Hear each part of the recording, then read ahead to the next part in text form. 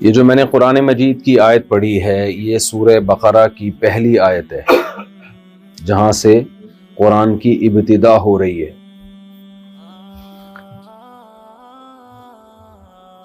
कुरान मजीद क्यों ज़रूरी है हमारी ज़िंदगी के लिए?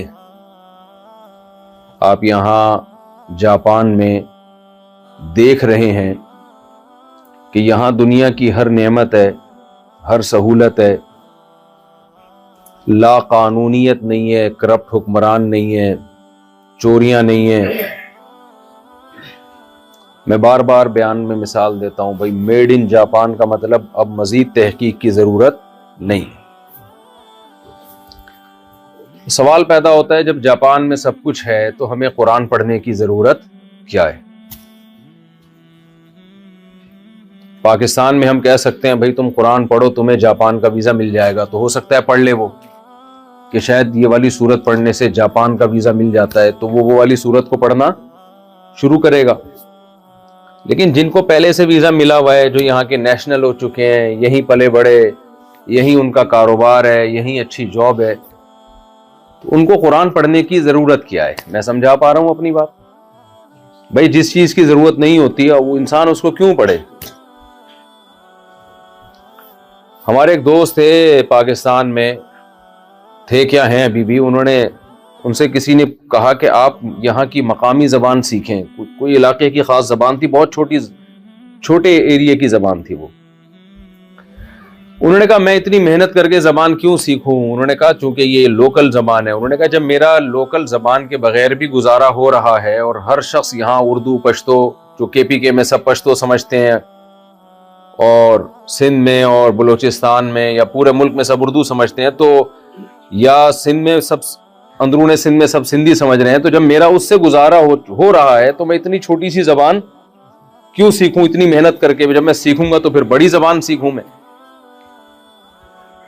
तो दुनिया में कोई भी शख्स कोई ऐसा काम जिसकी सोसाइटी को जरूरत ना हो, वो अगर करना शुरू कर दे तो अक्लमंद समझा जाता है या बेवकूफ समझा जाता है? आप बताएं ना। मुश्किल काम जिसका कोई फायदा ना हो, वो अगर आप करना शुरू कर दें तो ये अक्लमंदी है या बेवकूफ़ी है? तो सब लोग बोले जबान से ना, ताकि जब वहां भी लोग पीछे बैठे हुए तो ताकि मुझे पता चले मेरे साथ बयान में शरीक है, इससे आप एक्टिव भी रहेंगे। अच्छा, हमारे जो लोकल लोग हैं ना, मैं जब जापानीज को देख रहा हूं ऐसे बारीक बारीक, दुबले दुबले, लंबे लंबे, हमारे वाले वैसे ही हैं जैसे वहां थे। खाते में नहीं ना, छोटा-छोटा बेंतो है वही खाते हैं। यानी हमारे वाले जो हैं जैसे वहां थे बिल्कुल एज इट इज यहां पर है, कोई चेंजिंग नहीं आई है उनमें। 20-20, 30-30 साल से भी वैसे के वैसे ही। तो ये लम्हा फिक्रिया है। तो मैं ऐसा कर रहा था कि एक पत्थर रखा हुआ है जिसका उठाना आपके लिए बहुत ज्यादा मुश्किल है। कोई शख्स आपके पास आके कहता है कि इस पत्थर को यहां से उठा के यहां कर दो। आप कहोगे भाई अगर ये रास्ते में होता तो मैं उठा देता ताकि रास्ता क्लियर हो जाता। ये तो ना रास्ते में पड़ा हुआ है, ना किसी को तकलीफ दे रहा है।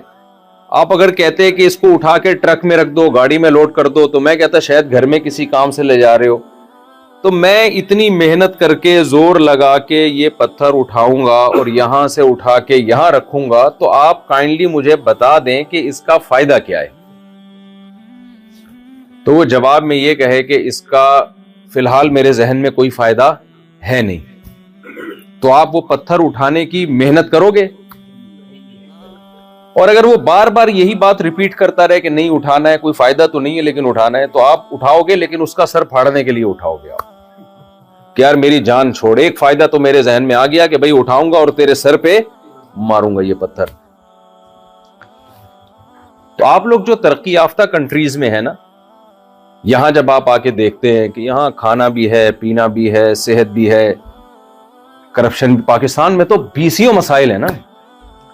आप भी विजिट करते होंगे पाकिस्तान, सुबह से लेके दोपहर, दोपहर से लेके शाम तक बातें क्या होती हैं हमारी।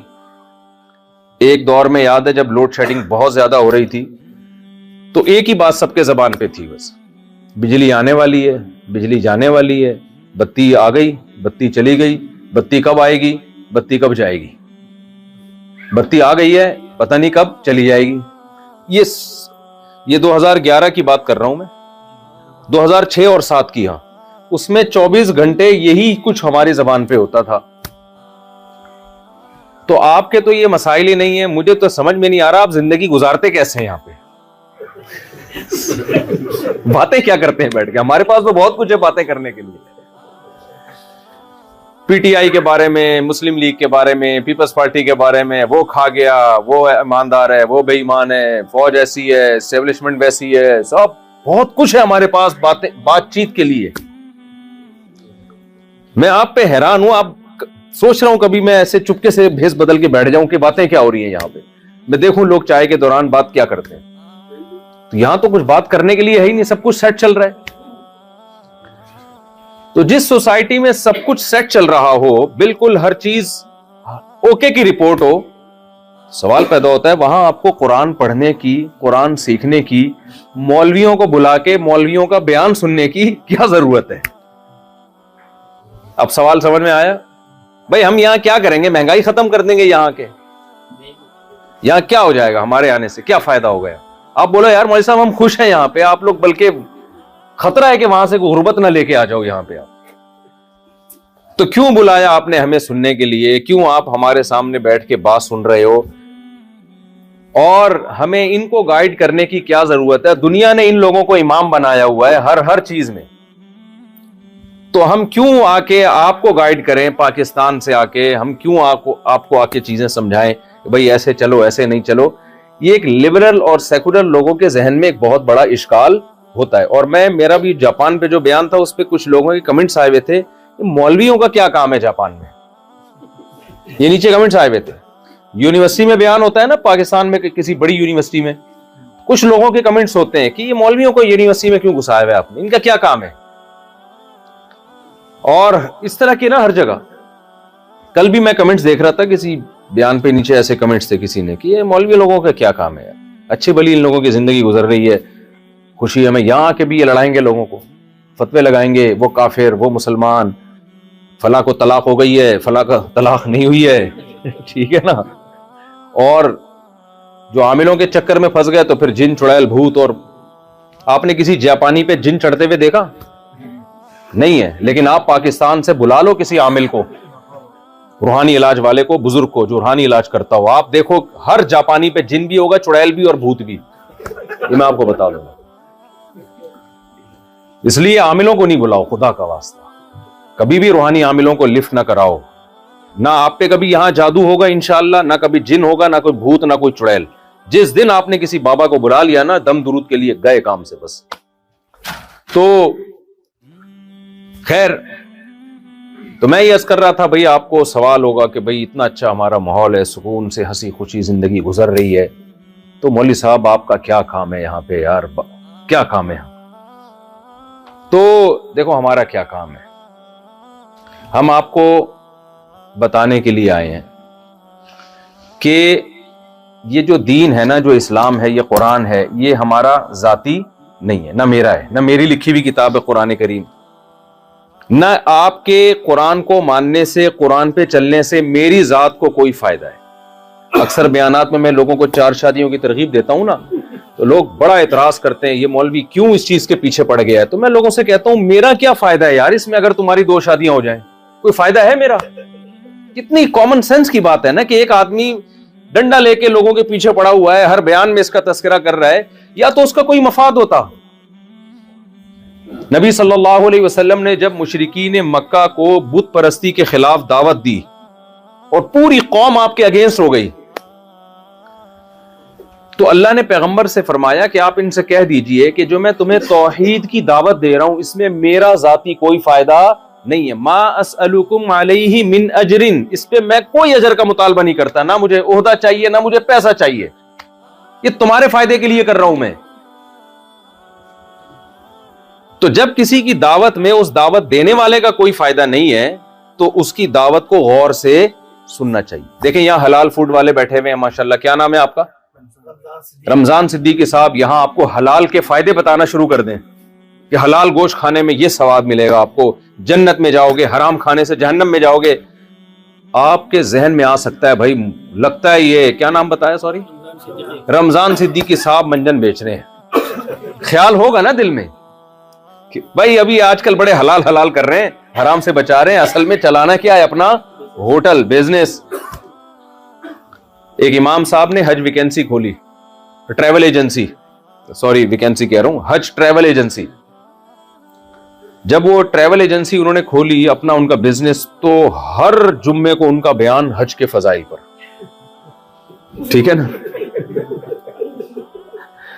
और जैसे ही हज का सीजन आने वाला हो, बहुत जज्बाती बयान शुरू हो जाते थे उनके, हज का बड़े फजाइल हैं। फिर आखिर में कौन कौन हज करना चाहता है, पीछे बंदा बिठाया हुआ था, जो जो चाहे उसका नाम लिख ले, फिर उसको बताना भाई हम लोग भी करवाते हैं। उन पे तो शक हो सकता है भाई, ये अगर हज के इतने फजाइल बयान कर रहे हैं तो इखलास भी हो सकता है, लेकिन इस बात का भी इम्कान है कि मकसद क्या है भाई, अपना बिजनेस। तो हमजा नाम है, रमजान है क्या नाम, एक तो रमजान याद ना, अब याद रहेगा इंशाल्लाह। तो रमजान भाई अगर यहां जो है, अच्छा मैं जब ये बात कर रहा हूं ये भी लोगों को जहन में आएगा शायद रमजान भाई से मैंने कोई कमीशन खाया हुआ है। मैंने कोई कमीशन नहीं लिया भाई, ना मेरा कोई इरादा है, वैसे ही मिसाल आ गई। तो ये बदगुमानी हो सकती है कि रमजान भाई जब यहां फजाइल बताएं हलाल गोश्त के, आप कह सकते हो यार लगता है कि कोई स्टॉक में माल ज्यादा जमा हो गया है, अब वो पहनाना है कस्टमर को।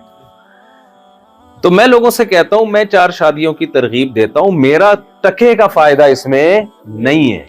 वही फायदा मेरी तो हो गई है अल्हम्दुलिल्लाह, और नहीं भी हुई होती तो मैं बयान नहीं भी करता तो भी हो जाती, नहीं होनी होती तो नहीं होती, होनी होती तो इसका बयान से ताल्लुक नहीं है। तो मैं ये इसलिए कहता हूं ताकि लोग हमारी दावत को सीरियस लें कि भाई हम आपके फायदे के लिए, कौम के फायदे के लिए ये बातें कर रहे हैं, अपनी जात के लिए ये बातें नहीं कर रहे। तो मैं जब आपके सामने बयान कर रहा हूं, या उलमा जब आपको इसको बताते हैं कि कुरान और सुन्नत पे चलो, इस्लाम को फॉलो करो, इसमें उलमा का कोई फायदा नहीं है, दुनिया का कोई फायदा नहीं है। अभी पता है इनको, ये जो इरशाद भाई हैं, ये मुझे कह रहे थे कि बयान खत्म करते हैं बस अब घूमते हैं जापान में। मैंने कहा नहीं, इतनी दूर जब आए हैं, हालांकि मुझे बयान करने से ना दिमाग बहुत बोझ आता है मेरे ऊपर। वहां भी कराची में जिस दिन बयान की छुट्टी हो ना, मुझे ऐसा सुकून मिलता है कि बड़ा मजा आएगा। तो मुझे कोई शौक नहीं है मिंबर पे बैठ के, क्योंकि ये काम तो हम कर रहे हैं ना, जो काम का आदमी आदी हो जाता है, वैसे भी उसमें उसको वो सुरूर थोड़ी आता है, उसमें वो तो आदत हो जाती है उसकी। तो मैंने कहा नहीं भाई, इतनी दूर आए हैं और गैर मुस्लिम कंट्री है, यहां पे अगर अल्लाह का पैगाम लोगों तक नहीं पहुंचाने की कोशिश की तो अल्लाह को क्या जवाब दूंगा मैं। तो घूमेंगे भी फिरेंगे भी, लेकिन असल काम क्या है भाई, असल तो दावत को बयान करना है, दावत देनी है लोगों को। शायद हमारी वजह से किसी को अल्लाह सीधे रास्ते पे चला दें, कोई कुफर से बच जाए। तो मैं अपनी बात को दोबारा वहीं से शुरू करता हूं जहां से मैंने छोड़ा। मैं ये अर्ज कर रहा हूं कि भाई क्या फायदा है इसमें, क्यों हम कुरान पे चलें, क्यों हम इस्लाम को फॉलो करें, क्यों हम अल्लाह रसूल की बात को सुने।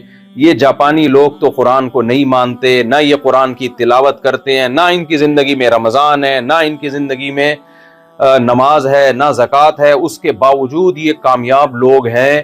तो हमने अगर कुरान और सुन्नत को फॉलो नहीं किया तो कौन सी क़यामत आ जाएगी। अब सवाल समझ में आया कि नहीं आया भाई। इसी बात को समझाने के लिए ना अल्लाह ताला ने हजारों लाखों पैगंबर भेजे हैं, इस बात को समझाने कि तुम्हारे लिए सबसे ज्यादा जरूरी अल्लाह की वो हिदायत है जो अल्लाह ने आसमान से अपने बंदों के लिए नाजिल की है। तुम्हें रोटी की इतनी जरूरत नहीं है, तुम्हें जापान की नेशनैलिटी की इतनी जरूरत नहीं है, तुम्हें मुआशी तरक्की की इतनी जरूरत नहीं है।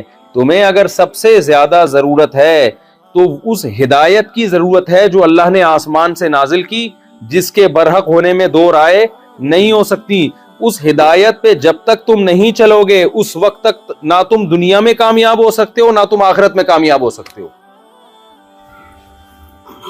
सबसे ज्यादा जरूरत है इसकी। फिर सवाल वहीं का वहीं आगे खड़ा हो जाएगा, भाई ये कैसी बातें कर रहा है अल्लाह ताला और कैसी बातें कर रहा है कुरान, क्यों जरूरत है भाई? अगर जरूरत होती तो ये लोग चलते, ये तो नहीं चल रहे। इनकी सारी जरूरतें, बोलो ना, पूरी हो रही हैं, इनकी तो सारी जरूरतें पूरी हो रही हैं, खुशहाल जिंदगी है, वजन भी इनकी मेंटेन। और हमारे यहां कुरान और सुन्नत के नाम पे तीजा 40वां खा खा के हम गोल होते जा रहे हैं बिल्कुल। वो है ना, हम फिराके यार में घुल घुल के हाथी हो गए, इतने घुले रुस्तम के साथी हो गए। फिराके यार का मतलब यार की जुदाई में। पहले जमाने में यार की जुदाई में, अल्लाह की मोहब्बत में लोग घुल घुल के क्या होते थे? दुबले। अब हम उल्टे होते जा रहे हैं, जितना मजहब को फॉलो करते हैं हमारा वेट बढ़ना शुरू हो जाता है। तो देखो ये जो इश्काल पैदा हो रहा है ना आपको, कि कामयाबी अगर कुरान और सुन्नत पर, अल्लाह उसकी बातों पर अमल करने में होती तो ये लोग ज्यादा कामयाब होते। ये सवाल इसलिए आपके जहन में आ रहा है कि कामयाबी की डेफिनेशन आपको मालूम नहीं है। आप गलत चीज को कामयाबी समझ बैठे हो। आप कामयाबी किस चीज को समझ बैठे हो? गलत चीज को। अल्लाह ताला ये बात भी आपके दिमाग से निकालते हैं कि जिस चीज को तुम कामयाबी समझ रहे हो वो हकीकत में कामयाबी नहीं है। ये दुनिया है मुसाफिर खाना। हालत सफर में आपको अगर बिजनेस क्लास मिल जाए, इसको कामयाबी नहीं कहते। एक फांसी के मुजरिम को बिजनेस क्लास में बिठा के ट्रेन में ले जाया जा रहा है और आगे पेशावर में उतार के उसको फांसी के फंदे पे लटकाया जाएगा, तो कोई शख्स आके उससे कहे तू कामयाब है। और एक इकोनॉमी क्लास में दरवाजे पे लटक के सफर कर रहा है और पेशावर स्टेशन पे पहुंचने के बाद पूरे प्रोटोकॉल के साथ उसका इस्तकबाल होने वाला है, वो गलती से गलत ट्रेन में बैठ गया। मेरे साथ तो ऐसा हुआ है, मैं गलती से गलत ट्रेन में बैठ गया था तो पूरी ट्रेन में ही मैं ऐसे ही गया हूं। सही है ना? उसने कहा मुझे, वो जो नहीं होता जो टीटी वाला, उसने बोला कि अगले स्टेशन पे आपको आपकी ओरिजिनल ट्रेन मिल जाएगी। तो अगले अगले के चक्कर में इसी तरह पहुंच गए हम। लेकिन जब मैं लाहौर पहुंचा हूं तो इस्तकबाल के लिए 20 लोग खड़े हुए थे। कभी भी मौजूदा हालत को देखकर कामयाबी या नाकामी का मैयार मुतय्यन नहीं किया जाता। हमेशा मंजिल को देखा जाता है, फ्यूचर को देखा जाता है। जिसका फ्यूचर अच्छा है वो कामयाब है, जिसका फ्यूचर बुरा है वो नाकाम है। अब ये फ्यूचर क्या है भाई? आप कह सकते हैं भाई फ्यूचर का तो किसी को कुछ भी पता नहीं है, हम तो अभी अभी हालत देखेंगे ना। आपके यहां कोई बच्ची के लिए कोई बंदा आया रिश्ता लेके, आप कहते हैं बेटे क्या कमाते हो? वो कहते हैं अभी तो कुछ नहीं कमा रहा, फ्यूचर में 1 करोड़ रुपए कमाऊंगा। दूसरा आया, बेटा क्या कमाते हो? 1 करोड़ रुपए कमा रहा हूं, फ्यूचर का कुछ पता नहीं है। किसको दोगे? जो कमा रहा है भाई। क्या ख्याल है?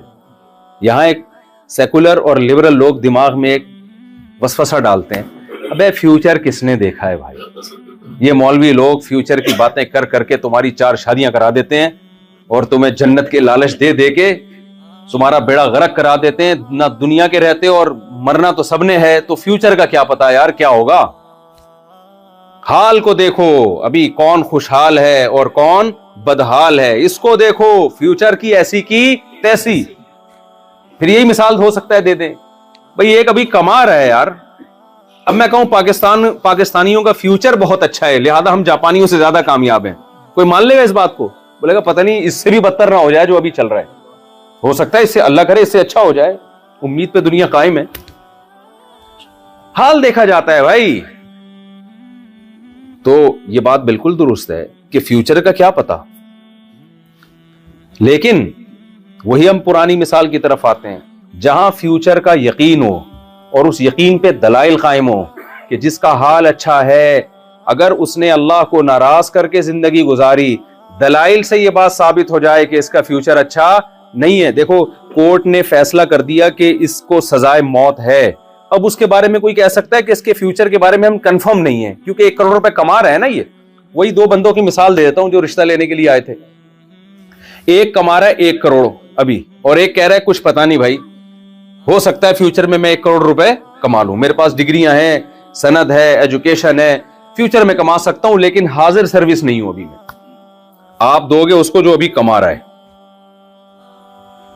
लेकिन वो जो था ना, जो अभी नहीं कमा रहा, उसने डॉक्यूमेंट्स निकाल के दिखाए, कोर्ट का फैसला आपके सामने रख दिया कि ये जो कमा रहा है ना सर, इसको सजाए मौत सुनाई जा चुकी है। ये कोर्ट का फैसला है, लिखा हुआ। समझ में आ रही है बात? ये देख लें, ये अखबार का साशा है, इसमें इसका नाम है, अखबार में छाया हुआ है कि अगले साल इसको लटका दिया जाएगा। अब आप इसके हाल को देख के इसको कामयाब मानोगे? अब आप कहोगे चूंकि हाल बहुत अच्छा है, फ्यूचर का तो किसी का कोई पता नहीं। नहीं भाई, किसी का कोई पता नहीं, इसका पता है कि ये लटकेगा, ठीक है ना। और इसकी डिग्रियां देख के पता है कि ये यकीनन कल 1 करोड़ रुपए कमाएगा ये। तो जिनको अल्लाह की आयत पे यकीन है, जब अल्लाह ने ये बात कह दी कुरान मजीद में कि ये दुनिया मुसाफिर खाना है, ये दुनिया रहने की जगह नहीं है। कुरान क्या कहता है, कामयाबी का मैयार क्या है। अब अल्लाह की बात पे हम यकीन कैसे करें, वो मैं उसकी तरफ आता हूं। अभी आप कह सकते हैं कि पता नहीं अल्लाह ने कहा भी है कि नहीं कहा। क्या ख्याल है भाई? ये तो ईसाई कहते हैं कि तौरात ने, इंजील ने सच कहा, यहूदी कहते हैं तौरात ने सच कहा, और हिंदू अपनी किताबों को पेश करते हैं। सब निस्बत कोई भगवान की तरफ कर रहा है, कोई गॉड की तरफ कर रहा है, कोई अल्लाह की तरफ कर रहा है। हो सकता है सारे सियासी नारे हो ये, तो हम कंपेयर करते हैं भाई ये अल्लाह की बात और बाकी किताबों की बातों में कितना फर्क है। कुरान क्या कह रहा है, कामयाबी का मैयार क्या है? फमन ज़ुहज़िहा अनिन नार व उदखिलल जन्नत फ़क़द फ़ाज़। अल्लाह फरमाते हैं जिसको जहन्नम की आग से बचा लिया गया और जिसको हमेशा की जन्नत में दाखिल कर दिया गया, वो क्या है? तहकीक वो कामयाब हो गया। तो अल्लाह के हां ये कामयाबी नाकामी की 2 टके की वैल्यू बोला करें ना यार जबान से। मैं बयान नहीं करने आया, मैं तो आपको मोटिवेट करने आया हूं। बयान तो उलमा से सुनते हैं आप लोग, किताबों में सब कुछ लिखा हुआ है, जबान से बोलेंगे तो सबक याद होगा ना। दुनिया के लिए 2 टके का लफ्ज याद कर लें। अभी तो वैसे टके की वैल्यू बढ़ गई है।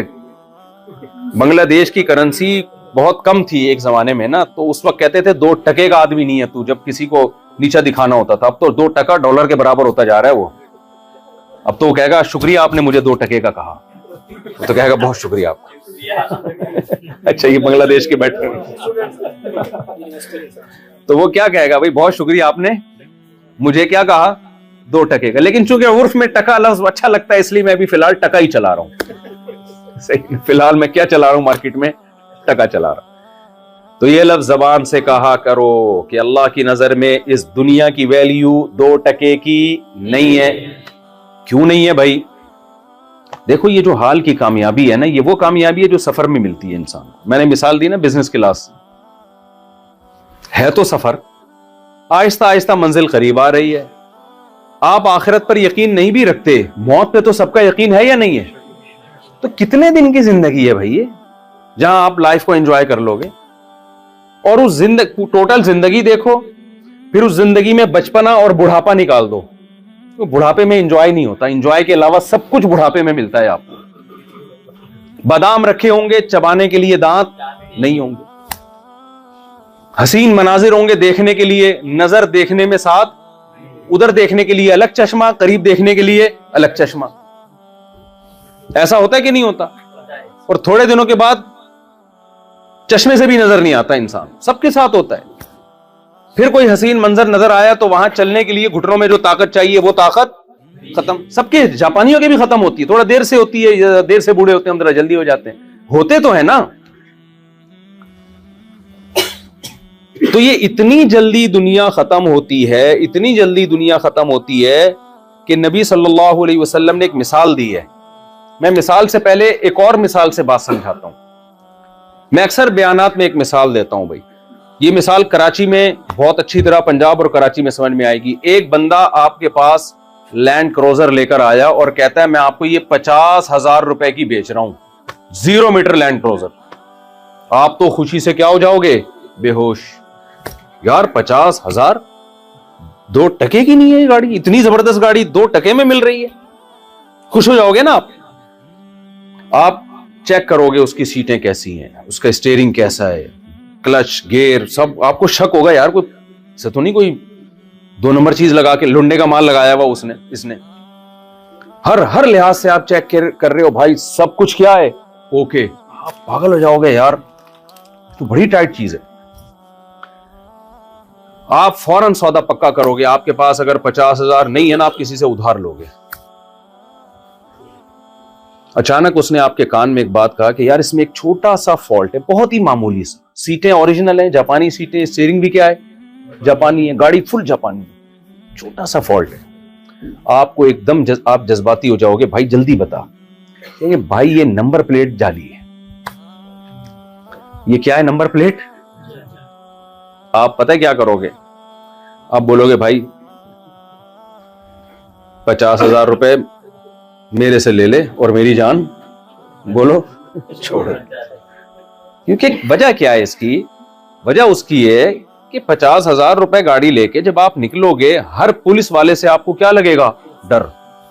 यार इसने अभी मुझे हाथ दे के रोका और मैं गया जेल, गाड़ी भी गई और उस प्लेट को लेके मैं क्या करूंगा? मैं आप कहोगे खाली ये प्लेट 50,000 की दे दे, गाड़ी तू ले ले, शायद ये प्लेट किसी स्क्रैप में किसी काम में आ जाए या किसी और जाली गाड़ी के लगाने के काम आ जाए। गाड़ी की 2 टके की वैल्यू आपकी नजर में नहीं रहेगी। क्यों? आपको हर वक्त खौफ होगा, शायद ये पुलिस वाला मुझे घूर घूर के देख रहा है, शायद ये मुझे देख रहा है, शायद ये खौफ ही आपको डिप्रेशन का मरीज बना देगा। दुनिया की जितनी चमक धमक है, जितनी बिल्डिंगें, जितना कुछ अय्याशी का अल्लाह ने दुनिया में सामान पैदा किया है, इस पे एक नंबर प्लेट लगा दी है। वो नंबर प्लेट है फना। ये फना होने वाली है, ये चीज खत्म होने वाली है, ये तुमसे छिन जाने वाली है। ये एक ऐसी चीज है, अब इंसान को हर वक्त खौफ रहता है लाशऊर में। वो कितना ही उस खौफ को दिल से निकाले, लेकिन वो खौफ उसे खाता है। यार मेरी ये दौलत छिन सकती है, मेरी ये सेहत छिन सकती है, मेरी अय्याशी छिन सकती है। ये खौफ इंसान को डिप्रेशन में, स्ट्रेस में लेके जाता है। यकीन ना आए तो देख लें, दुनिया की अय्याश तरीन कौमें जिनके पास टेंशन की कोई चीज नहीं है, सबसे ज्यादा टेंशन उन्हीं मुल्कों में पाई जाएगी। क्यों? कुछ खौफ ऐसे हैं जो गवर्नमेंट के इख्तियार में नहीं है। गवर्नमेंट लोगों से वो खौफ छीन नहीं सकती। अभी जल्जला आया ना जापान में, क्या गवर्नमेंट श्योरिटी दे सकती है कि जल्जला कभी नहीं आएगा? बोलो ना, क्या हो गया भाई? ये हो सकता है क्या? क्या सुनामी तूफान से गवर्नमेंट बचा सकती है लोगों को? कोविड-19 जब आया, करोड़ों लोगों की जान लेकर गया है। किस कदर खौफ। ये खौफ वही कस्टम वाली नॉन पेड कस्टम जो गाड़ी है ना, उसकी तरह ही है। हर वक्त क्या होगा? खौफ। आप लाशूर में, ये खत्म होने वाला है, ये खत्म होने वाला है, ये खत्म होने वाला है। इस दुनिया में सुकून से वही रह सकता है जो इसको पहले से मुसाफिर खाना समझ ले और यहां की कामयाबी को कामयाबी ना समझे, यहां की नाकामी को नाकामी ना समझे। इसको मुसाफिर खाना समझ के तो एंजॉय किया जा सकता है मेरे भाई। इसको अगर असल जगह समझ ली तो एंजॉयमेंट के अलावा आपको दुनिया की हर चीज मिलेगी। एक आदमी ट्रेन में बैठा हुआ जा रहा है और डब्बे को अपना समझना शुरू कर दिया उसने। जिस बोगी में जा रहा हूं ये मेरी नानी से मुझे विरासत में मिला है और ये मेरा डब्बा है। अब हर स्टेशन पे उसको खौफ होगा ना, और जैसे जैसे उसकी मंजिल करीब आएगी खौफ बढ़ता शुरू हो जाएगा। यार अभी मुझे यहां से क्या करेंगे? देखो, एक गरीब आदमी को बिजनेस क्लास में बिठा दिया, झोपड़ी से निकाल के कहां बिठा दिया? Business class. जैसे आप लोग को पाकिस्तान से उठा के यहां शिफ्ट कर दिया गया, तो आपके लिए तो ऐसे ही है जैसे बिजनेस क्लास में आ गए आप लोग। तो एक गरीब आदमी को किसी ने क्या किया? नहला धुला के अच्छे कपड़े पहना के बिजनेस क्लास में बिठा दिया। अब वो उसको बड़ा मजा आया, एसी की हवाएं आ रही हैं, बटन दबा रहा है, कोल्ड ड्रिंक आ रही है। कराची पाकिस्तान में कमी आती है लेकिन आनी चाहिए बहरहाल।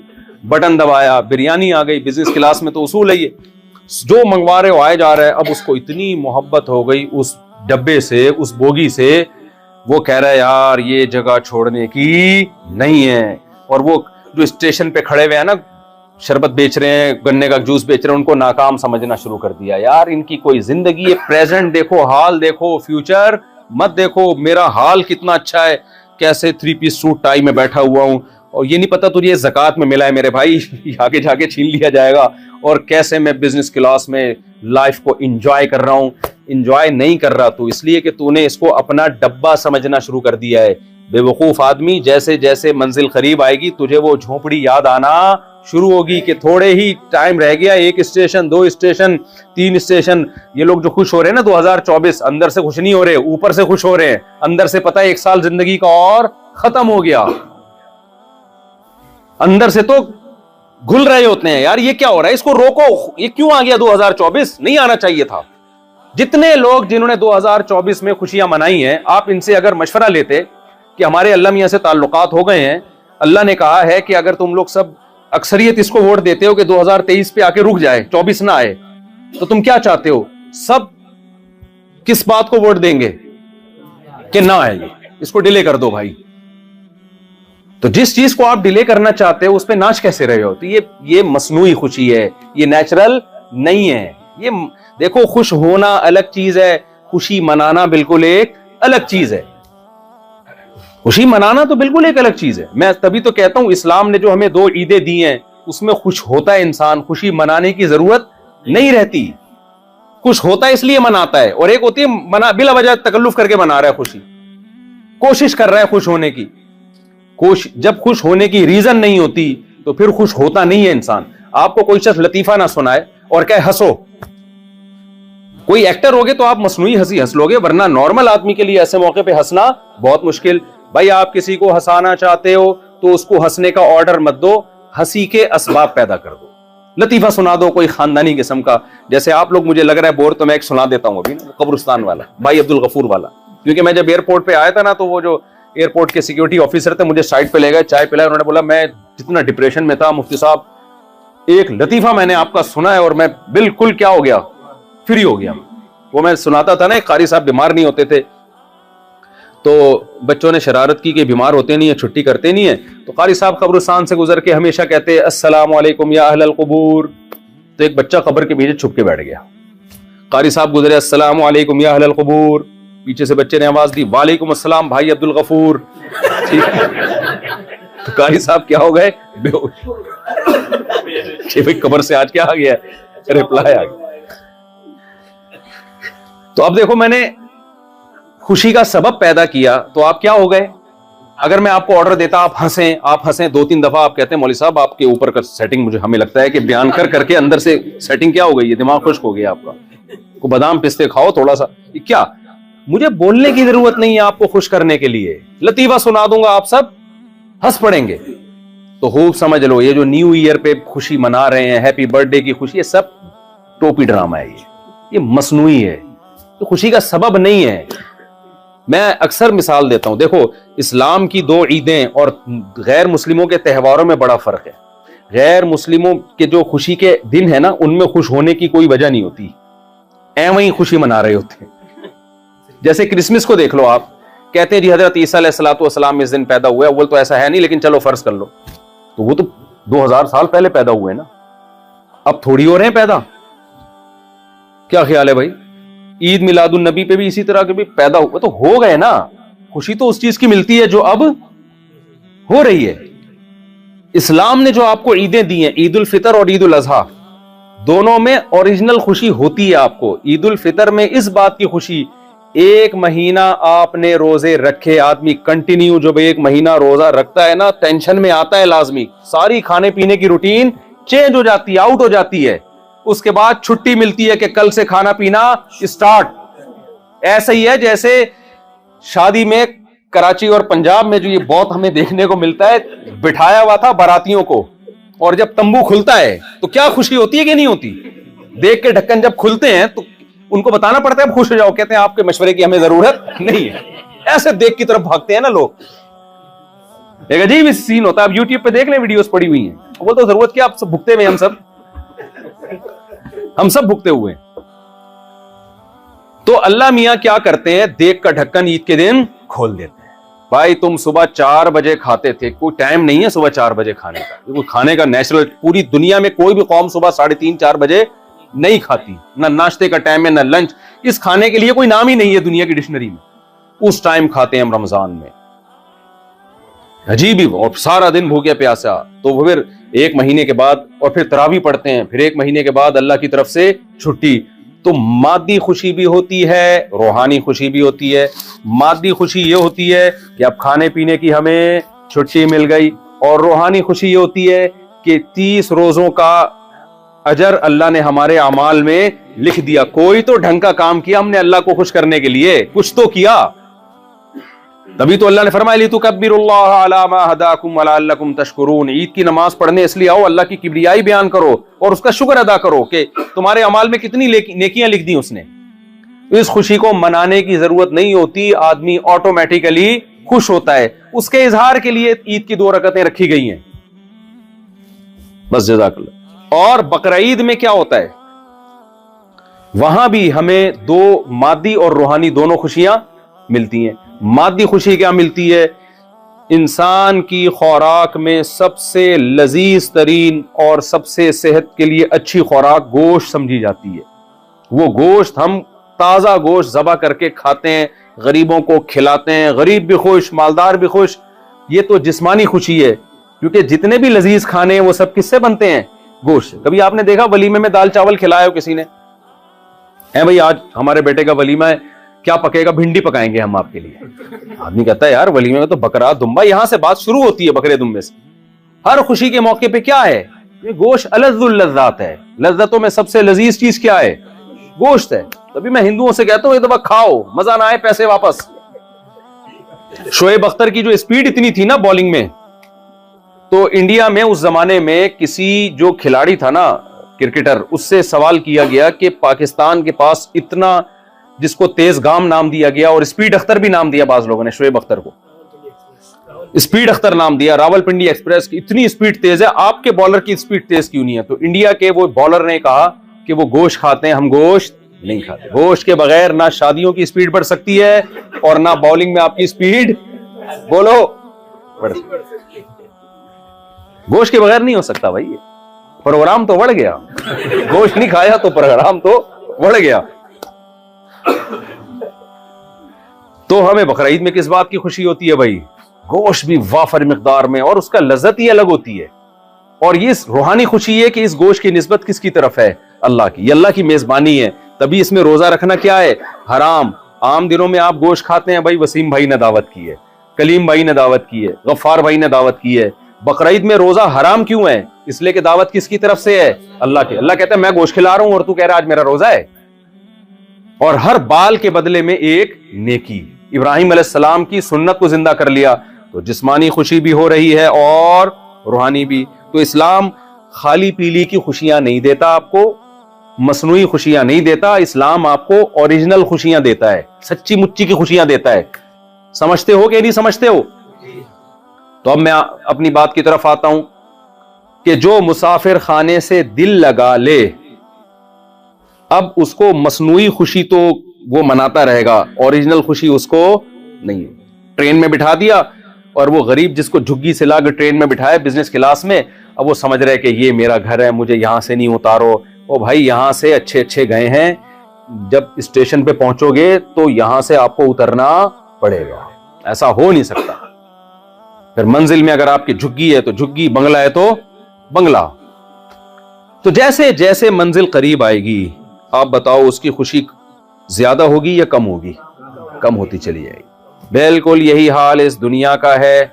आप जन्नत जहन्नम को बिलफर्ज ना भी मानो, लेकिन ये मुसाफिर खाना है मेरे भाई। और जो मुसाफिर खाने से दिल लगाता है, यहाँ की खुशियों को खुशियां समझना शुरू कर देता है, यहाँ के गमों को ओरिजिनल गम समझना शुरू कर देता है, तो उसे अब गमज़दा होने के लिए अलग से किसी गम की जरूरत नहीं है, ना किसी से गम और टेंशन उधार लेने की जरूरत है। उसको गम खुद ब खुद उसके ऊपर मुसल्लत होना शुरू हो जाएंगे। यकीन ना आए तो देख लो ना। इसी तरह की वीडियो देखने के लिए हमारे चैनल को लाइक, सब्सक्राइब और शेयर करना ना भूलिए। मिलते हैं दूसरे वीडियो में, तब तक के लिए अल्लाह हाफिज़।